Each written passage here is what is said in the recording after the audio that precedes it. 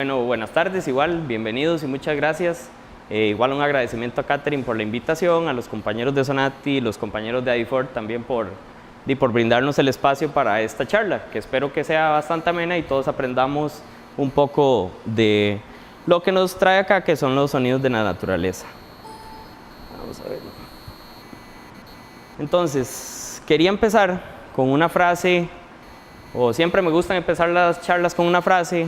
Esta tiene que ver un poco con los sonidos y un poco es sobre el escritor Porfirio Barba, que era es un escritor colombiano que por un contexto muy social y de su familia, él escribió un libro que tenía que ver sobre la destrucción de la naturaleza que hubo en Colombia, y él mencionó en una de esas frases que vale más el oro del sonido que el sonido del oro, haciendo un poco de referencia a toda esa destrucción que hubo, de todas las cosas que él amaba de ese lugar y que él veía interesantes. O sea, él escuchó sonidos, vio un montón de especies y de un punto a otro se empezó a dar todo este boom por el oro, por ejemplo, que en nuestro país también es bastante problemático, ¿verdad?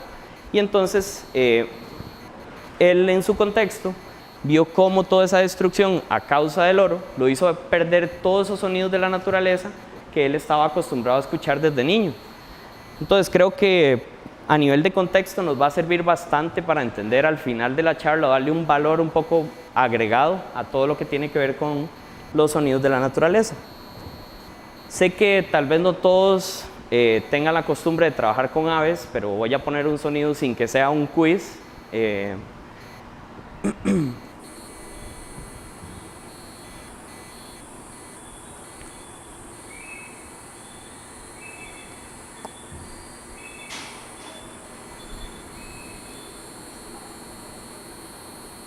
¿Alguno sabe qué trata? Sí, ¿nos puede contar de qué trata? Es un águila, sí. Es un aguilucho, exacto. Más o menos, estuvo cerca. Es un Spizaetus tyrannus, es una especie que es una de las águilas más grandes que hay en el país. Tal vez por el asunto fue algo muy interesante cuando estuve en la ERT, específicamente eso es en Guásimo de Limón. Estábamos grabando por ahí y en el último minuto de ese día grabamos esa especie. Fue bastante interesante porque nos encontramos en una zona que, digamos que aunque era un bosque, no era un bosque tan grande como hubiéramos pensado, ¿verdad? Que a veces pensamos que águilas muy grandes están en bosques muy grandes. ¿Y qué pasa con esta especie? Que es una especie que tiene una distribución súper grande a nivel de todo el continente, pero que a nivel de su estatus de conservación dice que no hay una preocupación menor por sus poblaciones, porque se cree que son relativamente estables. Y ese se cree, uno lo subraya, lo pone en negrita y lo pone de un tamaño grande. ¿Por qué? Porque a nivel de todas las, de la mayoría de las especies, no tenemos un conocimiento muy grande de qué es lo que sucede. Aún en cuestiones de conservación, cuestiones ecológicas.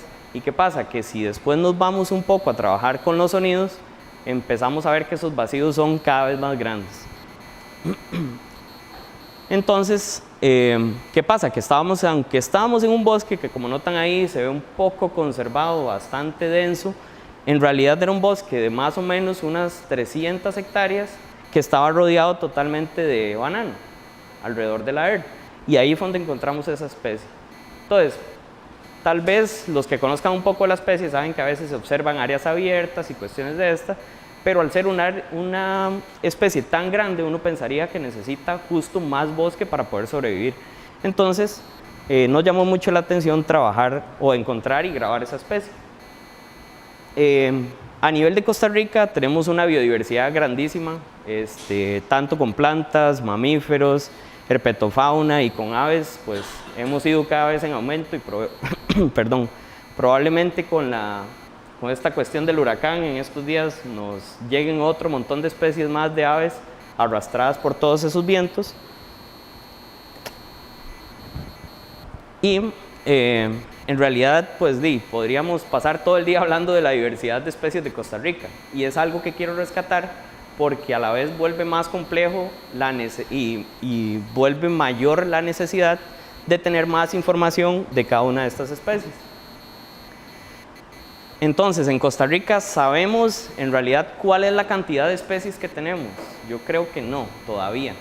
Aunque tenemos un avance muy grande respecto a otros países, en realidad para muchas especies todavía tenemos un desconocimiento muy grande.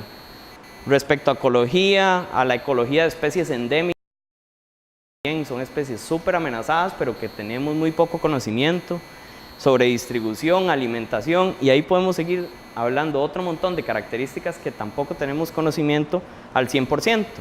¿Y qué pasa? Que en sonidos, pues estamos igual. ¿Sabemos cuántos sonidos realizan la fauna general de Costa Rica? Yo creo que no. Tenemos un desconocimiento súper grande todavía. Tampoco tenemos conocimientos a nivel de especie, o sea, decimos, tal especie tiene tantos cantos. Sabemos algunos, pero no sabemos si es el 100%. ¿Sabemos si una especie vocaliza igual aquí o en el Valle Central? Tampoco, hay muy pocos estudios al respecto.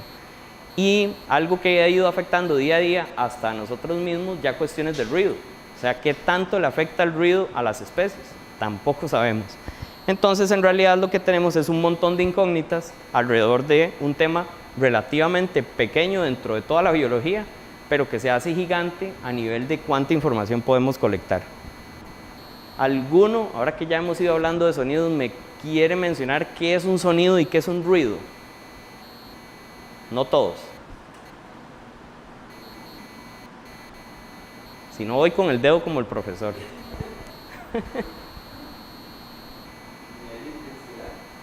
Ok, el nivel de intensidad. Ok. Y si tuvieran que conceptualizar qué es un sonido, ¿qué dirían que es un sonido? Está difícil. O más fácil, creo que es más fácil conceptualizar qué es un ruido. ¿Qué se les ocurre? ¿Con qué asocian un ruido? Con un sonido que causa molestia. Y justo esa es la característica principal de lo que denominamos ruido. ¿Por qué? Porque puede que el pajarito que canta todos los días a las 4 de la mañana en la ventana y no me deja dormir, para mí sea un ruido. Y tal vez para mi mamá no, porque le gusta escucharlo, o al revés, ¿sí? Entonces, tiene que ver mucho con el concepto que le estamos dando a ese sonido, si nos afecta o no de alguna manera. Entonces, los sonidos en realidad son ondas, así como las ondas del agua, cuando tiramos una piedra, justo lo mismo. Son ondas que viajan en el espacio, van propagándose en el espacio por medio de esas ondas que van empujando las partículas hasta que llegan a nuestro oído, y en el oído lo interpretamos de alguna manera. Entonces, básicamente son ondas que están viajando en el aire, pero no solo en el aire, porque hay animales que se comunican en el agua y también hay animales que utilizan objetos para comunicarse. Por ejemplo, han escuchado a un carpintero golpeando un árbol, ¿no? Es una forma de comunicación. Entonces, utilizan también objetos que estén en el espacio para poder comunicarse. ¿Qué pasa con el ruido? El ruido, entonces, justo como dijo el compañero, es un sonido que puede ser perturbador tanto a nivel de la intensidad, o sea, qué tan fuerte lo escuchamos o qué tan bajo lo escuchamos, pero también qué tan continuo es. Imaginémonos que tuviéramos una gotera todos los días a la par de nuestro oído, ¿verdad? Cayendo la gota a la gota. Nos volvemos locos probablemente porque es algo, aunque tal vez no sea ruidoso en términos de intensidad, es demasiado continuo. Entonces, justo lo que nos ayuda a pensar un poco en qué tiene que ver, en cómo clasificar esos sonidos. ¿Qué pasa? Que cuando les mencioné que era un sonido, les dije que era una onda que viajaba en el espacio, pero además, para denominarlo como un sonido a nivel de biología, necesitamos que exista un emisor y un receptor, alguna especie o algún organismo que lo emita y otro que lo reciba. Creo que la mayoría ha escuchado la especie que tenemos ahí, ¿sí? Y aunque no es muy bonita, como la mayoría menciona, pues sí tiene un canto bastante interesante. ¿Y qué pasa? Que por muchos años, a pesar de ser el ave nacional, a pesar de ser uno de los organismos que más población tiene, o sea, más cantidad de individuos tiene, probablemente, teníamos un desconocimiento muy grande de cuál era su canto, su estructura, cuáles notas tenía, por ejemplo. Y hasta el 2012, unos compañeros de la UCR comenzaron a estudiar el canto de esta especie. y desde hace 2 años venimos estudiando cómo ella se ha adaptado a las zonas urbanas, tanto del Valle Central como del Valle del General en Pérez Celedón. Ha sido una de esas especies que nos ha interesado un poco de estudiar. ¿Qué pasa? Que ese sonido además tiene un montón de características que están asociadas a nuestro rango audible. Entonces denominamos sonidos como ultrasonidos o como infrasonidos dependiendo de nuestro rango audible. El rango del ser humano anda más o menos entre unos 20 a 20.000 Hz. Por encima de eso es lo que conocemos como ultrasonidos, que están murciélagos, delfines, algunos insectos, por ejemplo. Hay perros que también tienen capacidades ultrasónicas. Y tenemos un rango que se denomina infrasonidos, que es, por ejemplo, donde vocalizan muchas especies de ballenas, los elefantes, que les permiten comunicarse a muy largas distancias. ¿Qué pasa? Que ya empezamos a ver que debería haber una diferencia entre que el sonido viaje en el agua y que viaje en el aire. Y sí lo existe. Por ejemplo, en el agua, ese sonido va a viajar mucho más lejos. ¿Por qué? Porque el aire tiene un montón de moléculas, dígase oxígeno, nitrógeno, o sea, un montón de moléculas que están interfiriendo en cómo ese sonido puede viajar. En cambio, en el agua, aunque sabemos que está súper contaminada y un montón, la densidad de esas partículas es menor porque se diluyen, entonces permiten que esos sonidos viajen mucho más rápido. Entonces entramos a un tema que es el que une a todo esto, que es lo que se denomina bioacústica. ¿A alguno se le ocurre qué puede significar esa palabra? Vean que si no empiezo a preguntar. Tiene que ver con naturaleza, bio-vida, exacto, y acústica. Acústica, sonido, ¿no? Entonces tiene que ver con todos los sonidos que están en la naturaleza. Tiene que ver con los sonidos tanto como se producen, como se distribuyen, como viajan, las estructuras que tenemos para una u otra cosa. Entonces no es solo el hecho de decir vamos a estudiar el canto de tal especie, sino que podemos estudiar las estructuras que tiene para poder producir ese sonido, cómo se distribuye en diferentes ambientes. Entonces es un tema bastante amplio.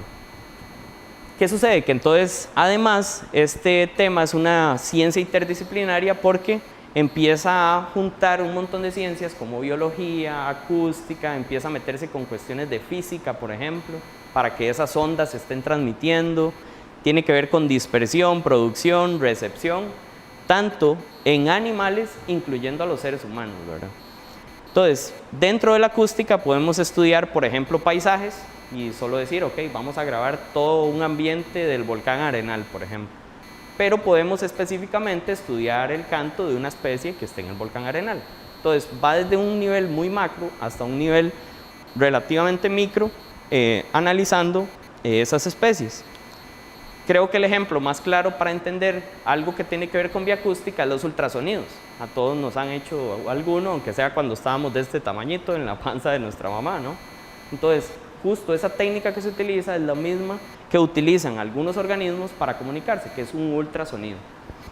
En los últimos años, estos sonidos se han ido asociando a otras cuestiones, por ejemplo, musicoterapia.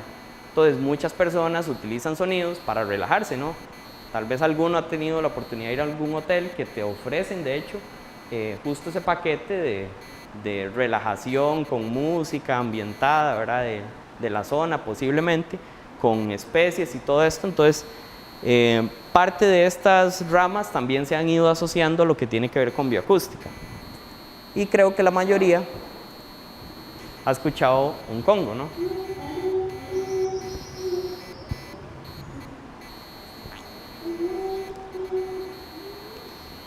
¿Y cuántos estudios habrán del canto o todos los sonidos que genera el congo? Pues muy pocos. Y a nivel de Costa Rica conozco 1 o 2. Hemos estado contactando con varias personas que pues tienen mucho interés de esto y recopilando mucha información, y hemos visto que hay vacíos en casi todos los grupos, casi que la especie que se nos ocurre estudiar, de alguna forma vamos a poder estudiar algo que tiene que ver con sonidos. Y eso es muy interesante porque brinda un montón de opciones para cualquier persona que quiera estudiar el tema en cualquier momento trabajarlo. Entonces, este tema de bioacústica empieza a relacionarse con un montón de organismos, con un montón de ambientes, con un montón de información que podemos trabajar a largo plazo. ¿Qué sucede? Que ya hablando un poco de historia, todas estas cuestiones de bioacústica las estableció, o el primero que habló de este término fue un biólogo esloveno, Ivan Regin, que estuvo estudiando todo lo que tenía que ver con insectos, específicamente cómo algunas estructuras que tenían esos insectos se podían utilizar para generar un sonido. No sé si en algún momento le han puesto atención a un grillo, no todos, ¿verdad?, hacen eso, pero algunos lo que hacen es frotar las patas traseras. Eso se llama estridulación. Estridulación es ese proceso de utilizar alguna estructura del cuerpo para generar un sonido. Por ejemplo, las chicharras. Es lo mismo. Ellas con una parte que tienen en el abdomen y contra las alas, una casi que espinita, podría decirse así, que tienen en las alas, realizan un frote, ¿verdad?, entre esas dos estructuras y generan ese sonido tan, voy a decir molesto, pero no, en realidad no es molesto. En realidad es su forma de comunicación, ¿no? Tal vez para algunos sí sea molesto. Entonces, ¿qué pasa? Que esta persona que empezó a estudiar este tema, en algún momento, y de hecho fue el que le dio la función a un órgano que se llama el órgano timpánico, que tiene que ver con la recepción de los sonidos en estas especies.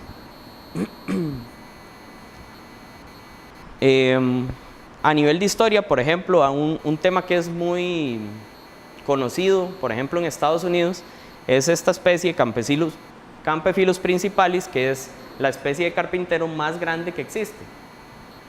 Y digo que existe porque todavía hay personas que dicen que no se ha extinguido, ¿sí?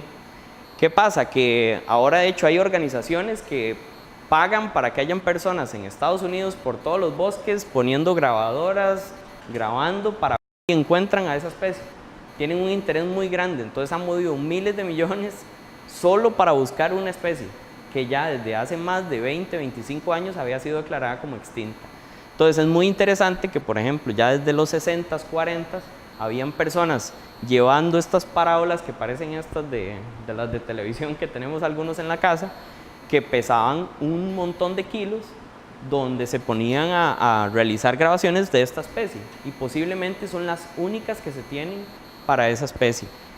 Hacían sus excursiones a zonas donde sabían que estaban y cargaban esos equipos grandísimos, grabadoras de tal vez 2 metros de largo, ¿verdad?, grabadoras súper grandes, súper pesadas, y a pesar de ello seguían trabajando con ello. Algunas referencias, por ejemplo, en la región neártica y afrotropical hay especies como el pájaro lira, que es una especie que tiende a imitar un montón de sonidos que hay en la naturaleza. Se han escuchado hasta imitando ambulancias, disparos, por ejemplo, y tiene una capacidad de aprender sonidos grandísima. Y ha sido una de esas especies, pues, tal vez por eso llamativo, ¿verdad?, que imita sonidos que están más humanizados o antropizados, han estado trabajando. Pero también, como habrán visto en muchas películas, hay algunas personas que han estado trabajando con pingüinos, en algunos casos calaos, que son unas especies de la familia Bucerotidae. También a principios de los 40, en Barra de Colorado, en Panamá, fue en uno de los lugares donde empezó a hacerse este tipo de estudios y que fue donde se dieron los primeros aportes para la ciencia. Actualmente existen laboratorios a nivel internacional y también nacional, que ahorita les voy a hablar un poco de ellos, que se encargan de realizar grabaciones. En el caso del Laboratorio de Ornitología de Cornell, es un laboratorio súper reconocido a nivel internacional, principalmente, o nació con la idea de estudiar aves, no solo cantos. Han ido desarrollando una colección que es la colección de bioacústica más grande que existe, pero han visto que muchas personas se interesaban en anfibios, otros en insectos, y han empezado a captar toda esa información también. No sé si alguno conoce el caso de Juan Pablo Culazo. Ninguno. Juan Pablo Culazo es un uruguayo que es ciego. Juan Pablo desde hace muchos años ha estado realizando grabaciones. Él empezó con un interés muy específico en tocar el piano y de un pronto a otro descubrió que lo de él era identificar sonidos de aves. Él se ganó hace algunos años un premio de estas personas súper inteligentes, que en el En la competición lo que lo pusieron fue con todos los cantos de aves de Brasil.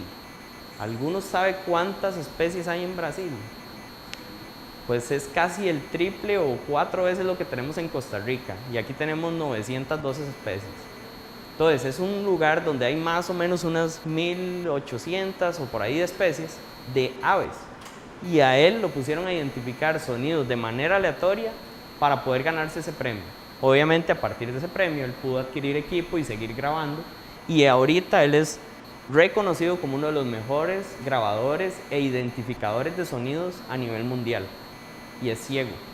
Y no digo que sea un problema, sino que él muy bien aprovechó esa discapacidad que por la vida le sucedió para ahora dedicarse a sonidos. Y es una persona súper reconocida a nivel mundial.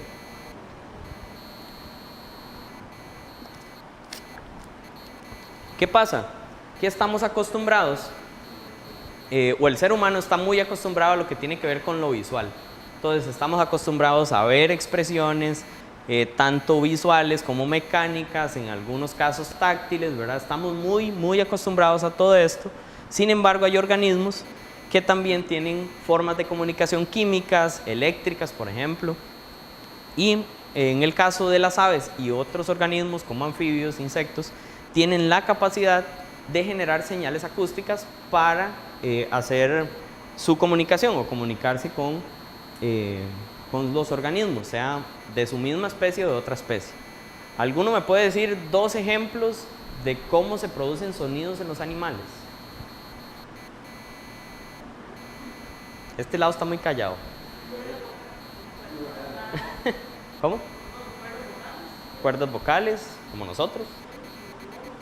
Los monos también, somos mamíferos, digamos, andamos como en la misma familia, ¿verdad?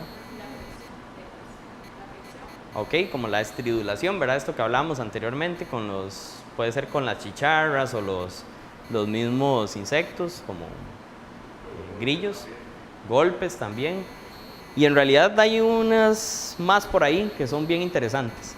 El ser humano y muchos de los mamíferos, o los mamíferos, tenemos lo que se conoce como la laringe. Y es lo que nos ayuda mediante las cuerdas vocales a generar todos estos sonidos que podemos realizar. Sin embargo, algunas otras especies como las aves tienen una estructura que se denomina siringe, que tiene la misma función que la laringe, ¿verdad? Lo que hace es producir sonidos. Sin embargo, sucede que en las aves o algunas aves han especializado tanto esa siringe que tienen la capacidad de realizar un sonido con el lado derecho y otro sonido con el lado izquierdo al mismo tiempo. Es muy interesante porque les ha permitido toda esta variación de sonidos que existen en las aves. En el caso de los mamíferos y los anuros, tenemos lo que se conocen como la laringe. Los anuros son todo el grupo de anfibios, como las ranitas, ¿verdad? Entonces, los anuros tienen además una capacidad o una estructura que les colabora en generar diferentes sonidos, que es lo que se conoce como el saco bucal, que es estas bolsitas que inflan cada vez que realizan un sonido. Entonces, no es que por los sacos bucales realizan el sonido, sino que con los sacos bucales pueden modificar ciertos sonidos que provienen también de la laringe. ¿Y qué hacen ellos? Mediante una succión de aire, lo acumulan en los sacos bucales y pueden por presión generar diferentes sonidos. Entonces es una de esas.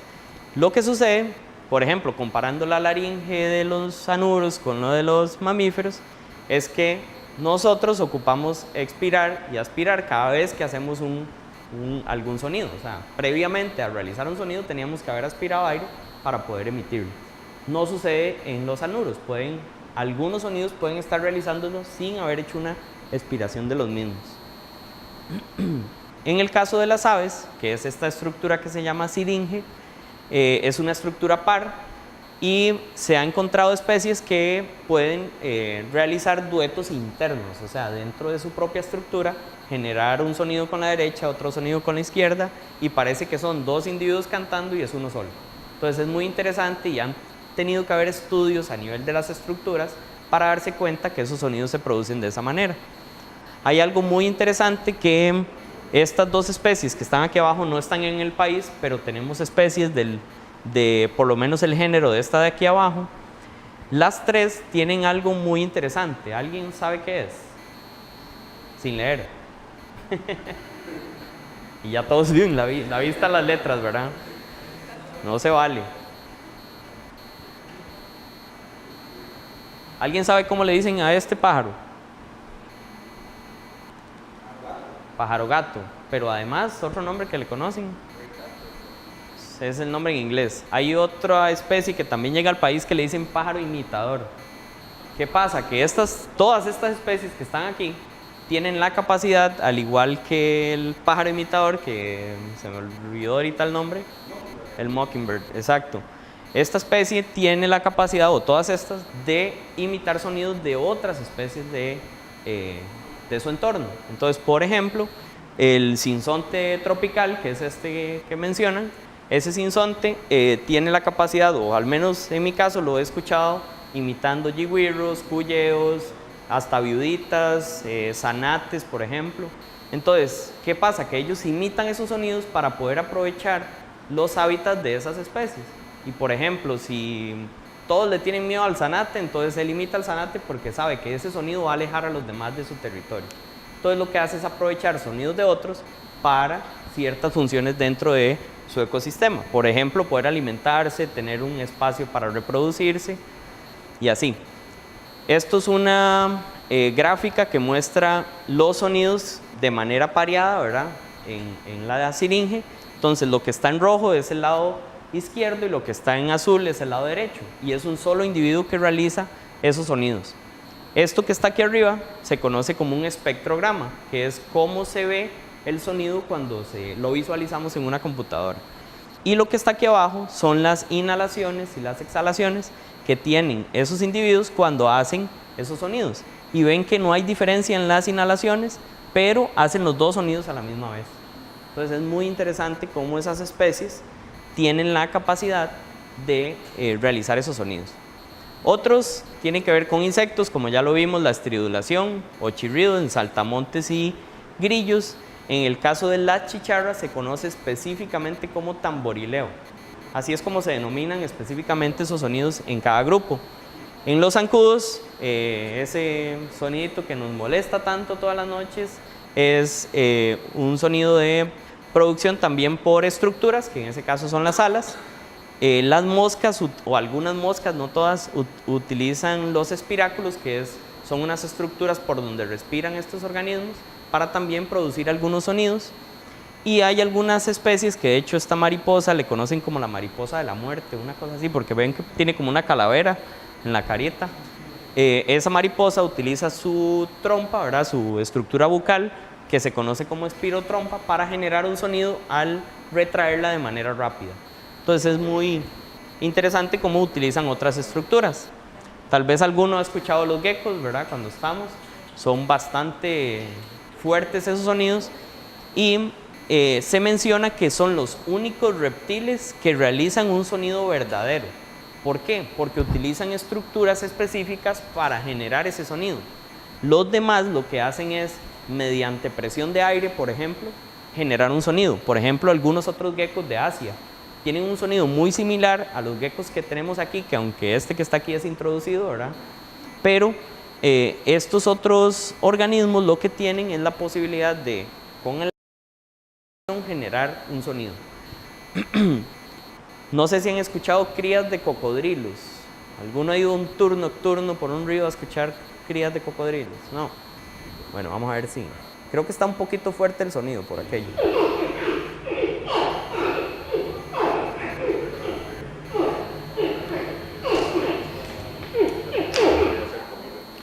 ¿Qué sucede? Que esos sonidos ellos los utilizan claramente para comunicarse con sus progenitores, pero hay algo muy interesante y también pasa en las tortugas y fue descubierto hace poco. Ellos se comunican con sonidos desde que están en el huevo. Entonces, a alguien se le ocurrió y dijo, bueno, y si hacen sonidos cuando nacen, capaz si lo hacen cuando están en el huevo, metieron un micrófono dentro de uno de los nidos y se dieron cuenta que aún estando sin eclosionar los huevos, realizaban este tipo de sonidos. Y muchos, todavía no se ha estudiado tanto, pero es muy posible que ciertos sonidos empiecen a sincronizar la salida del huevo de todos esos organismos y la salida del nido. Entonces es muy interesante cómo seguimos diciendo que hay muchos vacíos todavía de información y casi que lo que se nos ocurre, y esa persona creo que fue una mexicana, dijo, bueno, y pongámosle un micrófono ahí abajo a ver qué sucede. Y pudo grabar los sonidos de tortugas y también de cocodrilos. Algunos otros organismos que producen sonido, obviamente mapaches, y de ahí haría muy larga la lista. Ahorita les voy a poner el sonido de este mapache. Los reptiles generan lo que se conoce como un siseo o ceseo, que es esto que hacen con la lengua, pero también tienen la posibilidad de expulsar aire por los pulmones a través de la glotis, que es esa estructura que ellos utilizan también para respirar. Pueden a presión generar algunos sonidos que son bastante fuertes en algunos casos, y en el caso de las cascabeles, pues el cascabeleo, que es como se conoce ese sonido, también es bastante característico. Voy a ponerles un sonido de un mapache por aquí.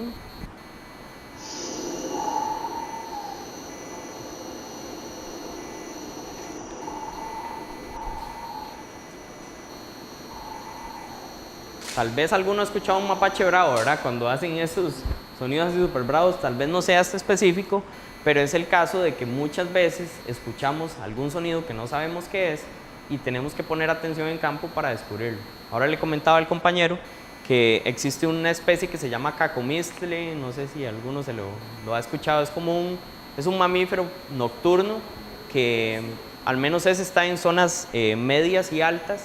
Me enviaron un sonido hace tal vez 1 año y medio y me dijeron, ¿me puede ayudar a identificarlo?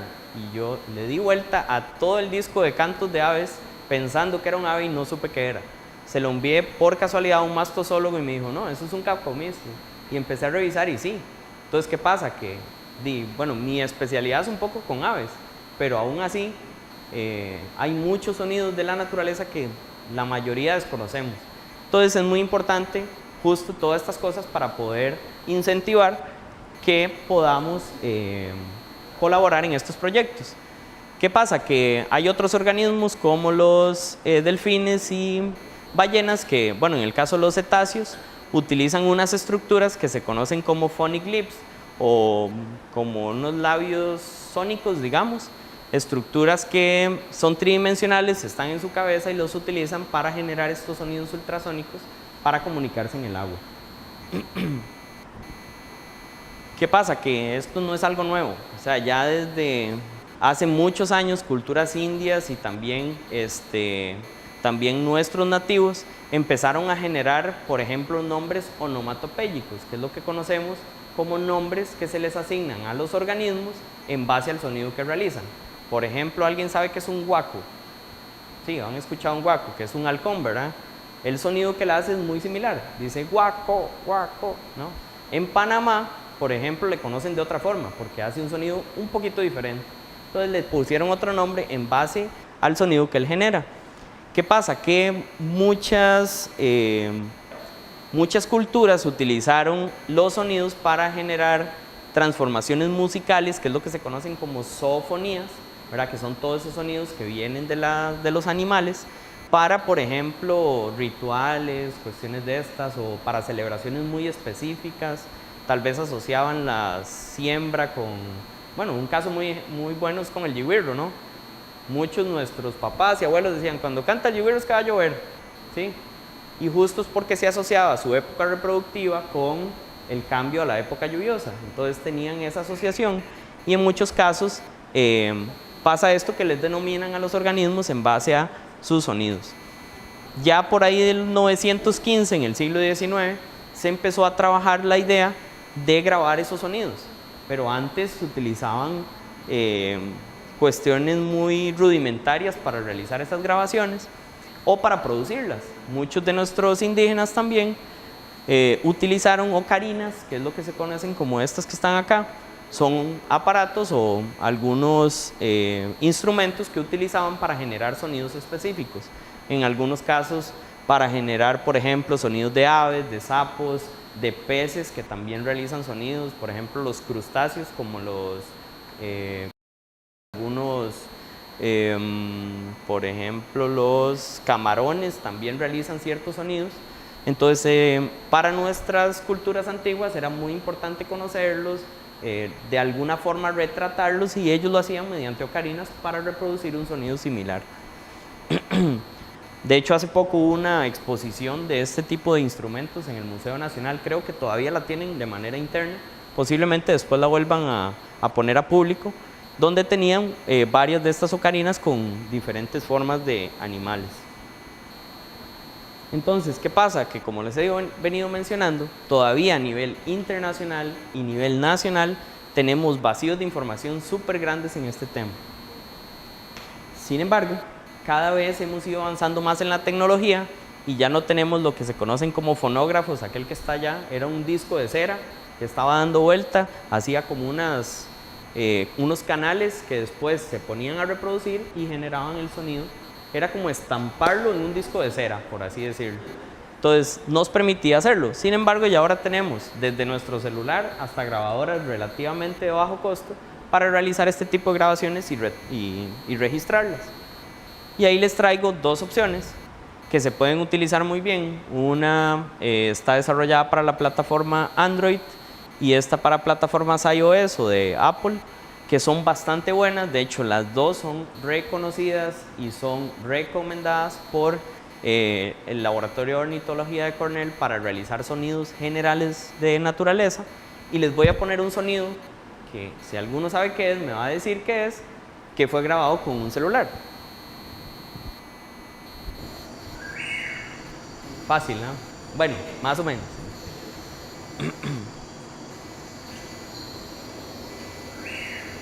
¿Alguno sabe qué era? Un cuyeo. Y justo es una de esas especies que le pusimos el nombre en base al sonido que realiza. ¿Sí? Parece que dice cuyeo cuando realiza ese sonido. Entonces, con estas dos opciones que les mostraba anteriormente, ahora todos los que estamos aquí nos vamos a ir mañana a las 4 de la mañana a grabar. No tan temprano, no es necesario. Podemos hacerlo a cualquier hora. Podemos hacerlo a cualquier hora. Pero lo importante es que no nos sintamos que porque no tenemos un micrófono como el que tiene él, que vale como unos $1,500 y una grabadora que debe valer otros 1,000, podemos hacer esto. O sea, no. Podemos hacerlo con tecnología como nuestro celular, sin ningún problema. Con una aplicación que es gratuita, no nos va a costar nada. Entonces, bueno, nada más un poquito de espacio en el celular. Entonces, ¿qué tenemos que grabar? ¿Cómo lo tenemos que grabar? ¿Y cuándo lo tenemos que grabar? En realidad todo. Y lo más cerca que podamos, para que ese sonido quede lo mejor grabado posible. ¿Qué pasa? Que sí existen ciertas épocas que son mejores para grabar. Por ejemplo, las aves tienen una época reproductiva relativamente establecida en el país, más o menos de mediados de abril hasta finales de junio, julio, más o menos, dependiendo de las especies. Pero a pesar de ello hay especies que durante todo el año realizan sonidos y podemos aprovechar cualquier momento para grabarlo. Así sea mediodía, está haciendo calor, ahí está el pecho amarillo, pobre, con ese calor, cante y cante, ¿verdad? O en nuestra casa a veces hay algún hormiguerillo que anda ahí, hasta ahí sonido en una de las macetas y está ahí cantando. O sea, podemos aprovechar sin salir muy lejos de la casa para colaborar en esto. Dice que darle a la espalda a los problemas no siempre es malo. Yo decía que sí, pero cuando empecé a grabar animales que estaban cerca de un río, dije, mejor me pongo de espalda al río porque no puedo grabar, ¿sí? A veces muchos sonidos que hay, por ejemplo, una construcción, carros, carreteras, ríos, tienden a generar mucho ruido que nos enmascaran el sonido que queremos grabar. Entonces lo que podemos hacer es grabar contrario a donde esté ese ruido. Perdón. ¿Qué pasa? Que el objetivo que tenemos es grabar tan fuerte como se pueda, pero sin distorsiones. Y digo distorsiones no solo en el sonido, sino en cuánto estamos afectando a un organismo por acercarnos a grabarlo. Entonces, tenemos que ser conscientes que hay muchas especies que pasan por periodos reproductivos y, digamos, está un gavilán haciendo el nido y queremos ir a grabarlo, pero sabemos que si nos acercamos mucho, posiblemente deje ese nido botado. Entonces, tenemos que colaborar un poco también en esta parte ética, por así decirlo, de cuando hacemos grabaciones para no tener problemas. ¿Alguien sabe qué es esto que está aquí? Se ve raro, ¿verdad? ¿Alguien sabe? No. Es una gallina de Guinea. Yo estaba en Caño Negro para mi cumpleaños, como en mayo de este año, y empecé a escuchar un sonido que nunca había escuchado y yo dije, aquí está. tengo el descubrimiento del año, el artículo del año, voy a ir a ver qué es, lo grabo con el celular. Y no, era una gallina guinea de un vecino que estaba ahí escondida entre el monte.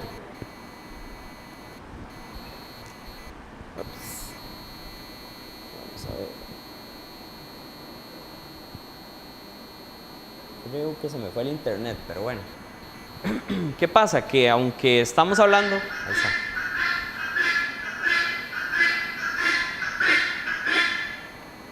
Es bastante fuerte, ¿verdad? Entonces, claro, yo me sorprendí y dije, qué dicha, ya tengo algo buenísimo para grabar hoy, pero no, era la gallina. ¿Qué pasa? Que a pesar de que es un organismo que está en nuestro patio, que lo traemos para criarlo y posiblemente para comerlo, o al menos los huevos, lo que sucede es que no sabemos si el sonido de esta especie es igual aquí a como está en su hábitat natural. A nadie se le ha ocurrido tampoco comparar esas cosas de organismos que se trajeron a Costa Rica de manera adrede o por un error. No se les ha ocurrido, por ejemplo, estudiar eso, y sería chivo ponerse a grabarlos aquí en Costa Rica, grabarlos en donde es su hábitat natural, para ver qué diferencias hay. Voy a pasar un poco rápido esto porque tiene que ver con la documentación que normalmente se trabaja a nivel de bioacústica, pero les voy a hablar de 4 cosas que son principales para registrar cuando grabamos un sonido. No ocupamos saber qué es, y eso es muy importante porque a veces decimos, no lo voy a grabar porque no sé qué es. Alguien más sabe, de alguna forma nos van a ayudar, entonces no es necesario registrar qué es, pero sí que yo fui el que lo grabé, por ejemplo, en La Fortuna, el día tal, en la hora tal, y si tengo coordenadas geográficas, pues mejor, pero no son totalmente necesarias. Con solo que digamos, fue en el parqueo de aquí del polideportivo, digamos, ya alguien puede buscar en algún mapa y revisar cuál fue la ubicación. Pero sí utilizar por lo menos la ubicación geográfica relativamente general, el día, fecha, hora, como les decía, para registrar esa información. Como les digo, no es necesario decir cuál especie es, pero si lo vimos podemos decir, es que era un pajarito con el pecho amarillo, de un tamaño pequeño, todas esas características, y con el sitio posiblemente alguien con más experiencia puede decir, bueno, puede ser tal cosa, y ya revisamos el sonido y podemos saber qué es. Entonces, a veces las personas se frustran un poco y dicen, es que no quiero ayudar porque no sé qué es y me da vergüenza decir que no sé qué es. Y en realidad, si a mí me mandan un sonido de un grillo, yo no voy a saber qué es. Y no me da vergüenza decirlo porque no soy experto en eso. Alguien tendrá la experiencia de saber qué es ese grillo y me puede ayudar.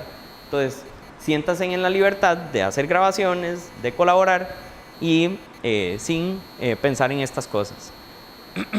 En el caso de documentaciones, nosotros algunos sí podemos conocer si eso era un canto, si era un llamado, si era un dueto, si era un coro, pero tampoco son datos necesarios. Alguien posterior puede hacerlo. Algo que sí es muy importante es registrar si era un playback o no. Playback es que yo utilizo un sonido, lo reproduzco y espero a que ese organismo me conteste. ¿Qué pasa? Que esto se ha vuelto relativamente común y no vamos a hablar si es bueno o malo, pero sí es muy bueno registrarlo porque puede tener un efecto y podemos decir, ok, si lo grabaron poniéndole una grabación, él cantó así, y si no, cantó así. Entonces, es un dato que sí es muy importante registrar cuando se hacen estas cosas. ¿Qué áreas tenemos disponibles para estudiar? Un montón, desde cosas de comportamiento, es decir, ese sonido lo hace porque tal y tal cosa, hasta cuestiones de fisiología y anatomía, o sea, qué estructuras están interviniendo, por ejemplo, en ese sonido. Podemos monitorear qué es lo que hay en nuestro hogar, por ejemplo, con grabaciones. Decimos, grabamos hoy, grabamos dentro de un mes, grabamos el otro mes y podemos ver si hay cambios en los sonidos que hay en nuestro propio patio, sin salir de ahí, digamos. Y obviamente, a partir de esos datos, después se pueden hacer estudios de ecología y conservación para saber y proteger a esas especies. Podemos utilizar esos sonidos después para describir todos esos sonidos que hace, darles una razón a cada uno de ellos, poder diferenciar especies, por ejemplo, si antes era una sola especie y ya se fueron dividiendo bastante, entonces podemos con los cantos decir, no, esta especie ya no es esta, sino son dos. Podemos ver variaciones individuales, muchas personas anillan organismos, ya sea una ranita o las marcan, ¿verdad? Les ponen una marca específica y pueden ver si un mismo organismo es diferente, o sea, un individuo es diferente de otro. Como nosotros, que cada uno tiene nuestro tono de voz, digamos, y nos pueden identificar, con las especies de cualquier grupo también se puede hacer esto. Entonces, ¿qué sucede?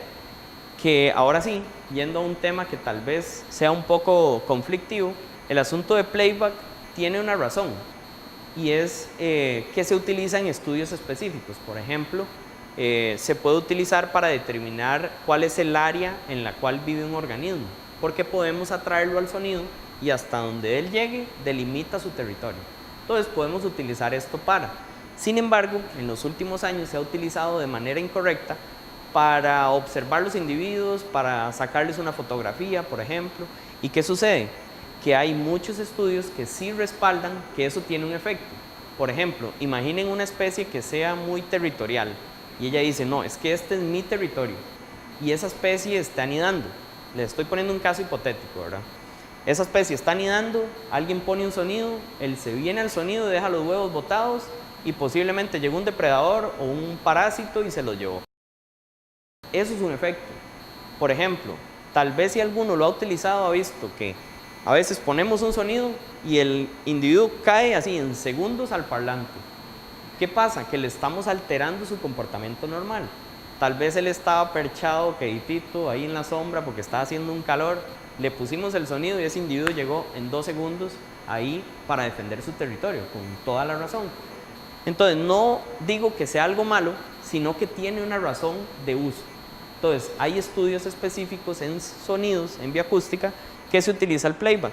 ¿Y qué pasa? Que empezamos a hacer como una bola de nieve, ¿no? Muchas veces estos sonidos pueden afectar cuestiones de conservación de esas especies. Imaginémonos especies endémicas que solo están en un sitio, empezamos a poner sonidos de otros individuos, pueden llegar a afectarles de alguna forma. O por ejemplo, ya se sabe que hay variación entre los cantos de un organismo aquí en La Fortuna y allá en Caribe, por ejemplo. Es la misma especie, pero está distribuida por todo el país. Pero hay ciertas variaciones que la identifican como los que están en Fortuna y ciertas que lo identifican como los que están en Caribe.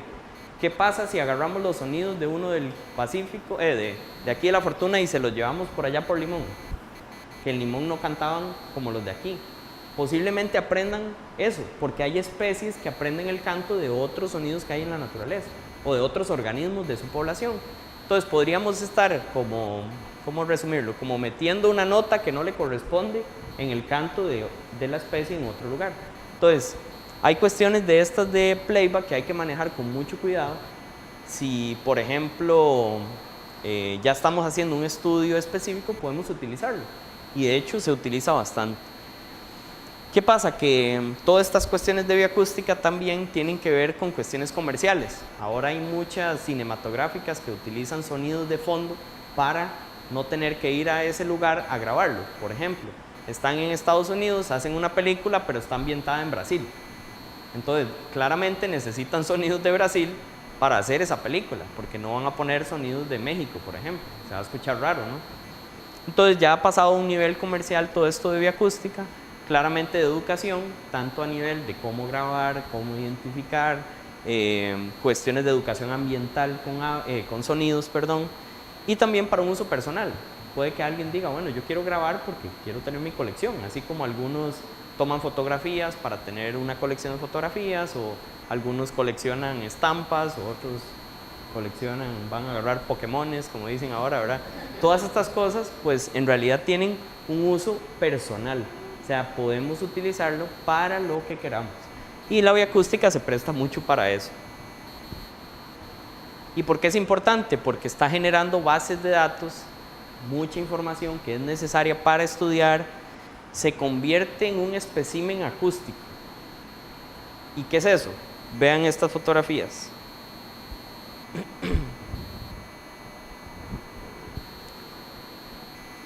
En muchos casos, de manera justificada, hay museos que necesitan hacer este tipo de colectas para tener colecciones de referencia de las especies que hay en un lugar.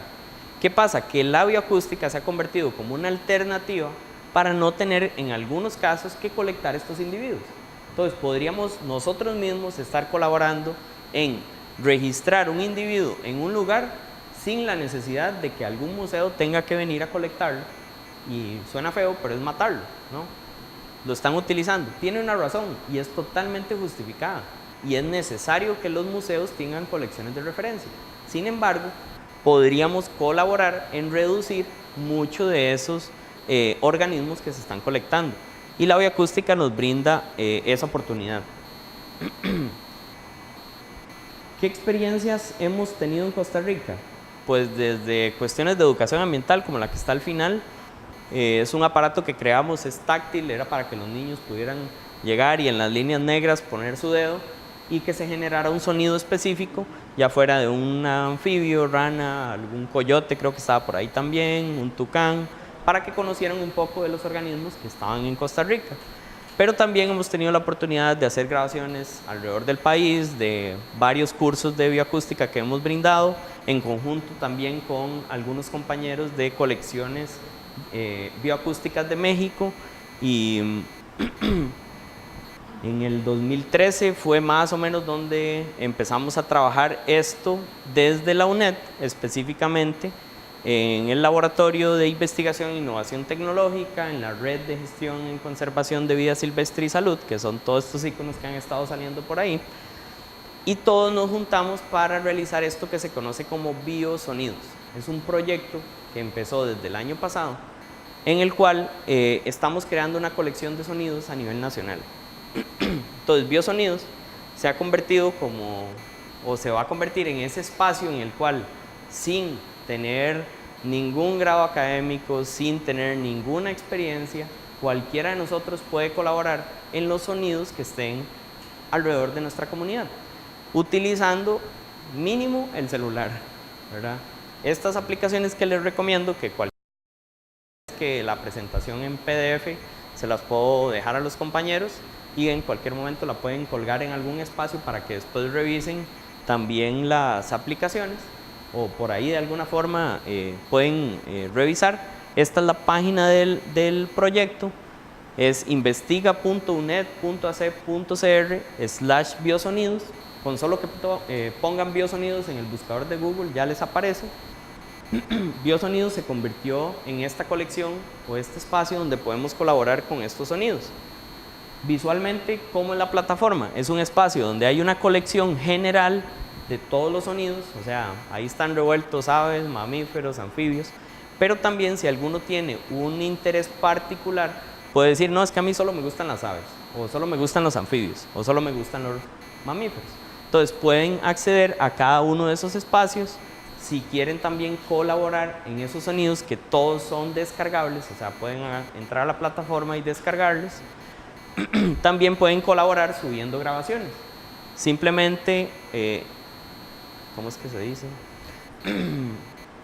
Accediendo a la plataforma, poniendo un nombre de usuario, una contraseña, ya pueden empezar a colaborar en enviar sonidos. Y también, como les decía, va a ser un espacio donde todos podemos colaborar. Si el compañero, por ejemplo, tiene un sonido que no sabe qué es, lo puede subir a este espacio y entre todos le ayudamos a saber qué es. ¿Para qué? Para que no solo sea algo que él se comunica conmigo y yo le digo, es tal cosa, solo él se da cuenta y después lo subimos aquí, sino que puede haber una interacción entre todos donde se convierte como un quiz, ¿no? Ahí alguien dice, no, yo creo que es esto, no, yo creo que es aquello. Y al final definimos entre todos de qué trata ese sonido, para aprender también un poco de esa dinámica. ¿Qué van a encontrar? Van a encontrar un mapa donde en cada uno, bueno, conforme vamos dando un poco más de zoom, van a ir apareciendo los puntos de cada una de las grabaciones que se encuentran a nivel del país. Como les digo, esta plataforma ahorita está en desarrollo. Es posible que para el mes de marzo del próximo año se haga el lanzamiento oficial a nivel de Costa Rica. Sin embargo, ya pueden empezar a colaborar con todos los sonidos que puedan grabar. A nivel de Costa Rica tenemos el Laboratorio de Bioacústica de la UCR, que también es un laboratorio que de hecho el que tiene la colección más grande de sonidos a nivel de Costa Rica. El Museo Nacional ha estado empezando a generar esta colección también. El Museo de Zoología de la Universidad de Costa Rica, que están asociados estos dos. El INVIO tiene una colección de referencia que ahorita como algunos saben, el INVIO está pasando a ser parte del Museo Nacional. La Universidad Nacional, desde la Escuela de Biología y también la maestría del ICOMBIS, que es una maestría que está ahí en la Universidad Nacional, también tienen colecciones de referencia de sonidos de la naturaleza. Por aquí hay algunos contactos de cada uno de esos lugares, tanto los nacionales como algunos a nivel internacional, desde el Laboratorio de Ornitología de Cornell, que ahorita un compañero acá de Costa Rica está como parte del staff de esta universidad y es un muy buen colaborador en este tema.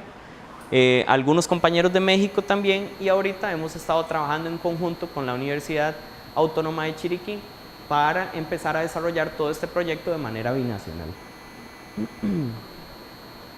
En mi caso, pueden comunicarse conmigo en cualquier momento a cualquiera de esos correos, tanto los personales como el del proyecto, que es biosonidosunet@gmail.com.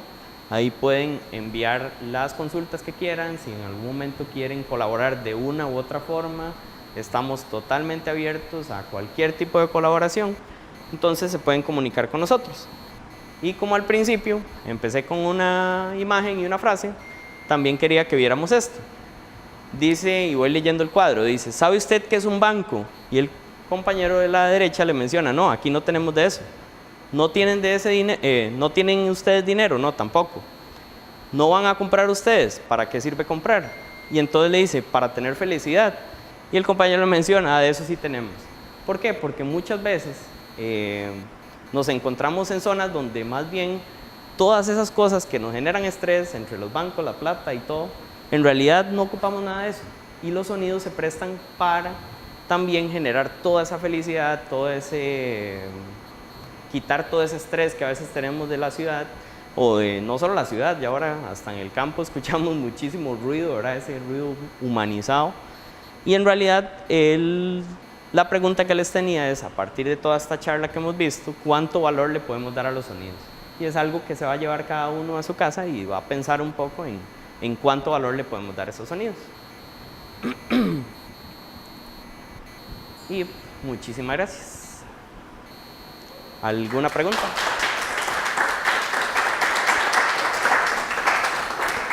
Viene la parte difícil, la de las preguntas, porque no sé si voy a poder contestar.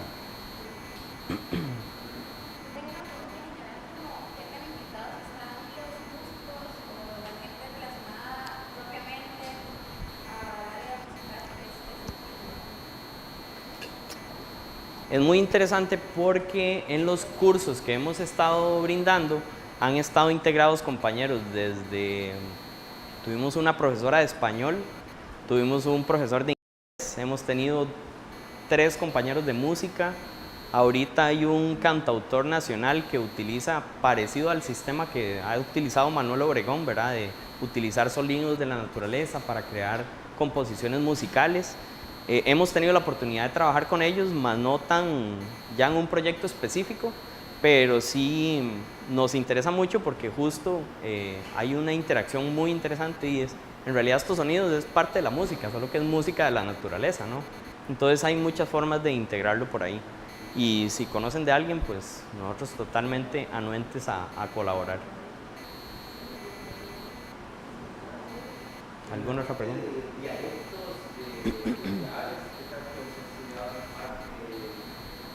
Hay varios estudios, de hecho un referente, como para dar un ejemplo, tiene que ver con el pájaro campana. Ya con el pájaro campana desde hace bastantes años, desde Julio Sánchez de hecho, ya se venía estudiando un poco todo esto de dialectos, entonces se sabe muy bien cómo son los sonidos de la población que está por Talamanca, los que están por Monteverde, y ha sido muy interesante que de hecho en los conteos de aves, por ejemplo en Monteverde, es una zona donde en cierta época confluyen individuos que traen los 2 dialectos, ¿verdad? Bueno, algunos que vienen de Monteverde o de esta parte norte, y también de los del sur. Entonces es muy interesante que en los conteos uno de los datos que se registra es cuál dialecto estabas escuchando, como para tener una idea de cuántos individuos de una u otra población están. A nivel de otras especies sí se ha estudiado. Podría revisar un poco más, tal vez como para enviarle información, pero sí en algunos troglodítidos, En Túrdidos también se ha trabajado un poco con esto de dialectos.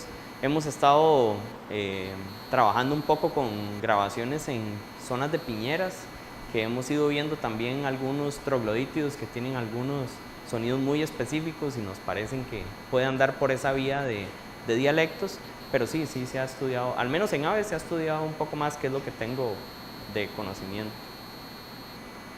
¿Existe alguna rama como de etnología acústica o algo así como, por ejemplo, pregunta, ¿en Costa Rica los indígenas han asociado algunos sonidos con X cosa? Hay algo muy interesante y es que el Museo Nacional, creo que en el Departamento de Antropología, o por ahí anda, ellos estaban haciendo un registro de los sonidos asociados a culturas indígenas de Costa Rica. Entonces sí sé que hay una colección de referencia a esos sonidos. No sé si van a hacer alguna presentación o están en una investigación, pero justo eso fue el año pasado que me di cuenta de eso, que estaban trabajando con grabaciones tanto, por ejemplo, de actividades sociales que ellos tienen, hasta cuestiones de asociación entre naturaleza y su cultura y cosas así. Entonces, también, no sé si se denomina específicamente como etnobiacústica, pero sí, de hecho hay una rama de etnoacústica y anda por ahí. ¿Alguna otra pregunta? Ajá. Sí.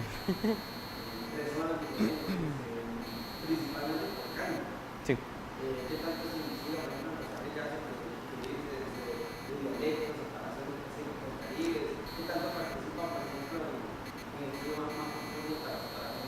Sí.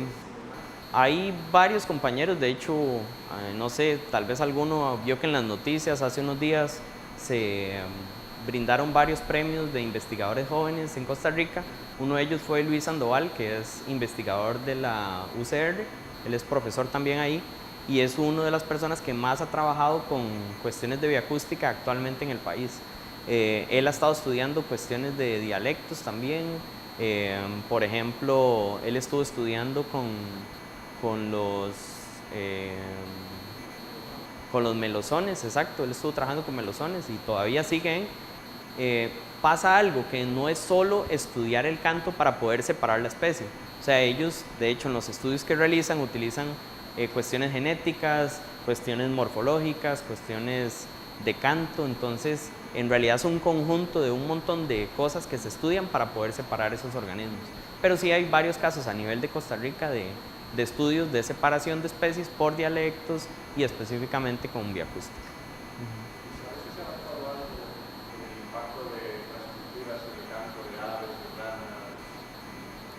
Sí, se ha estado, sí, ahorita en el ICOMBIS, no, en la UCR había también una estudiante que estaba trabajando con murciélagos, creo que ella estaba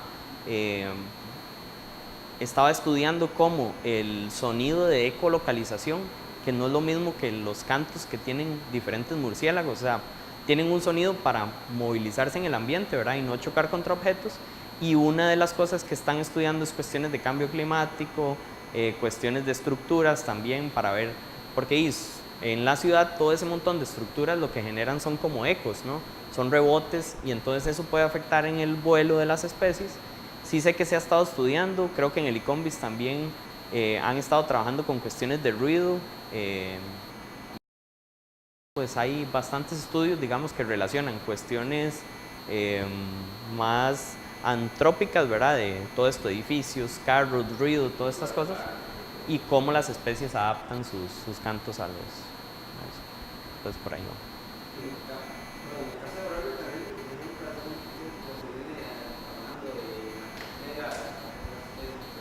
Sí. Ah,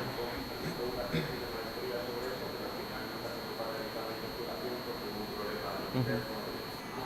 Sí, y ahorita sé que hay un profesor de la Universidad Nacional que está trabajando en el área, digamos, todo esto de Braulio Carrillo, es para su tesis de doctorado, pero igual apenas está en proceso de hacer grabaciones y todas estas cosas. Ahí ya a ese nivel se trabaja con grabaciones de paisaje, entonces utilizas unas grabadoras que puedes dejar en campo 15 días, una semana, haciendo grabaciones cada hora, cada mañana, por ejemplo. Entonces ya no hay una necesidad mera de ir a campo todos los días, ¿verdad? Entonces se han estado realizando estudios de ese tipo. ¿Alguna otra pregunta? No. Bueno, si no tienen más preguntas, entonces igual... la acústica de volcanes. No tengo conocimiento que se haya trabajado al respecto, pero sí, vamos a ver, creo que hace unos 2 años se habían comunicado compañeros hasta de LICE, cuestiones de estas que tenían interés de empezar a utilizar grabaciones para, por ejemplo, estudios de impacto ambiental, cuestiones de estas, porque obviamente si una cosa es estudiar todas esas especies que hay en un lugar para ver si el hacer una construcción afecta, por ejemplo, pero en un fin es otra variable más, como en algún momento consideramos temperaturas, humedades, especies, cantidad de individuos, todos estos. Ahora los sonidos son parte de esas variables que se pueden usar. Entonces no sé si se ha trabajado algo específico con volcanes, pero ahí está una rama muy interesante para trabajar. ¿Sí?